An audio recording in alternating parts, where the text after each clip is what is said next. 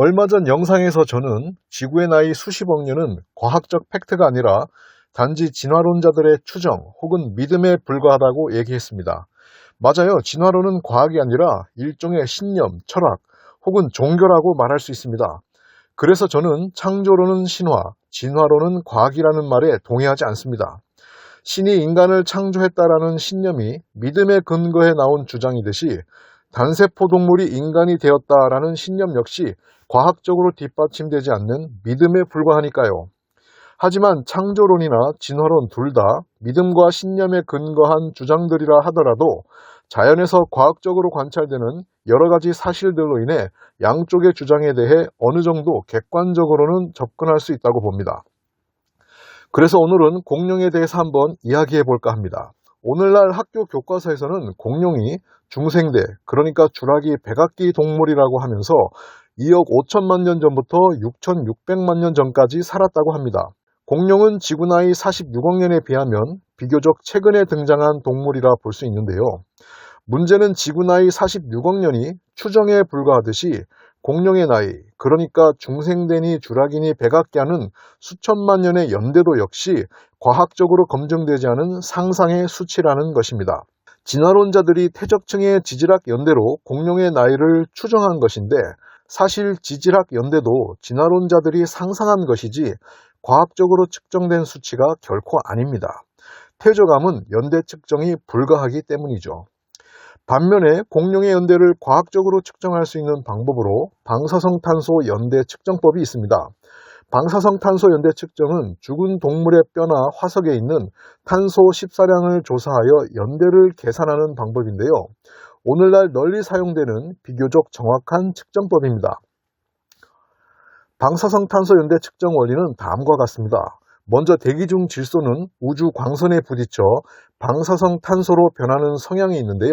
이 탄소 14가 식물의 광합성 등 먹이사슬을 통해 동물의 체내에 쌓이게 되었다가 그 동물이 죽게 되면 붕괴하여 다시 질소로 변하게 되는데 이 반감기가 대략 5,730년으로서 대기 중의 탄소 14량과 죽은 동물의 탄소 14량을 비교하여 뼈나 화석의 나이를 측정하는 방식입니다.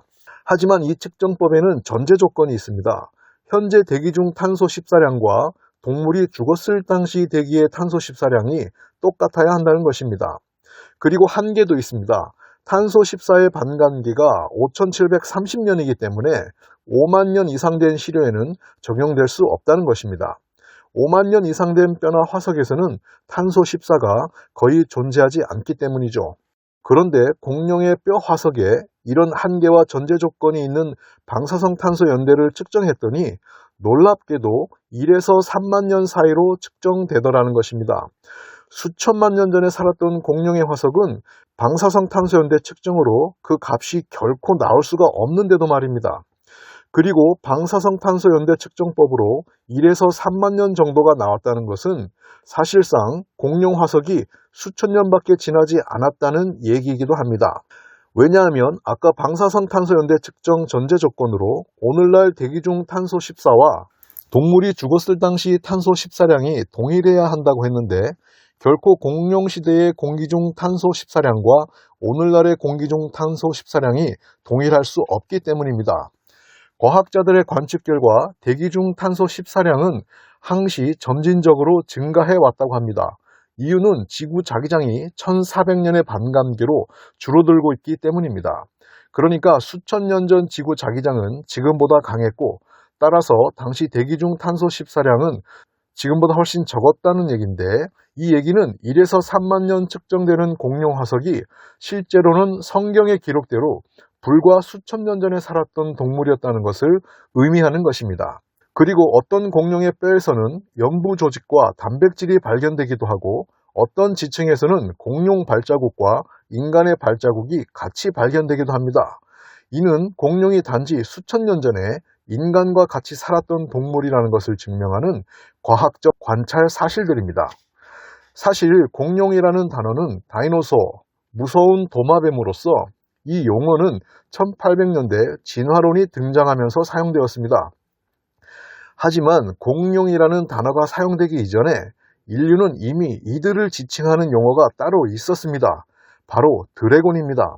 수천 년 전 공룡과 공존하며 살았던 인류는 그들을 드래곤, 즉 용이라고 불렀던 것입니다. 신화나 전설에 등장하는 드래곤은 사실은 인류와 공존했었던 공룡들이었다는 것입니다. 그들이 인류와 함께 공존했었다는 증거는 세계 도처에서 발견됩니다. 예로 수천 년 전에 살았던 남아메리카의 잉카 혹은 추피크루 문명인들은 그들이 목격했던 공룡, 즉 드래곤들을 그림이나 조각으로 남겨두었고, 메소포타미아 문명인들과 그리스 로마인들까지 그들이 본 공룡, 그러니까 드래곤들을 그들의 장식품에 새겨 넣기까지 했습니다.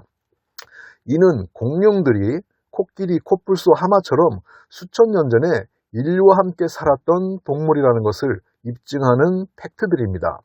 세계 도처 신화에서 공통으로 등장하는 드래곤, 용들은 신화 속 동물이 아니라 실제로 수천 년 전 인류와 함께 공존하고 있었던 거대한 동물들이었으며, 이것을 후대에 진화론이라는 학문이 등장하면서 수천만 년 전에 살았던 공룡이라는 존재로 재명명했던 것에 불과한 것입니다. 공룡, 그러니까 과거 인류와 같이 살았던 드래곤들은 성경의 기록대로 수천 년 전 노아 홍수 같은 대격변으로 1차 대멸종했었습니다.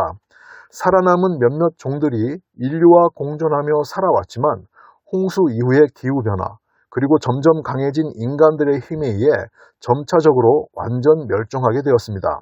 사실 살아남았던 몇몇 공룡들의 멸종은 인간이 저지른 일이었습니다. 아마 현대에도 법이나 환경을 규제하지 않았다면 코끼리나 고래 같은 대형 동물들도 진작에 멸종되었을 것입니다. 아마도 공룡의 멸종은 인간의 탐욕을 의미하는 것 아닐까 생각해 봅니다. 오늘은 과학적 연대측정법과 세계 도처에서 발견되는 고고학적 증거로 공룡은 사실상 수천 년 전에 인류와 공존했었던 드래곤들이었다는 사실을 알아보았습니다. 기독교의 잘못된 교리로 세뇌된 문외 종교인들이 결코 그들의 껍질을 벗어나지 못하듯 어릴 때 학교에서부터 세뇌된 진화론 세계관 역시 깨지기는 어려운 것으로 보입니다. 하지만 기독교나 진화교 같은 종교가 아니라 이성과 상식, 그리고 진리와 진실을 추구하는 사람들은 사물의 이치를 밝히 깨닫게 될 것이라 생각합니다. 지금까지 진리와 진실을 추구하는 파수꾼TV였습니다. 구독과 좋아요 부탁드리고요. 저는 다음 시간에 찾아뵙겠습니다. 감사합니다.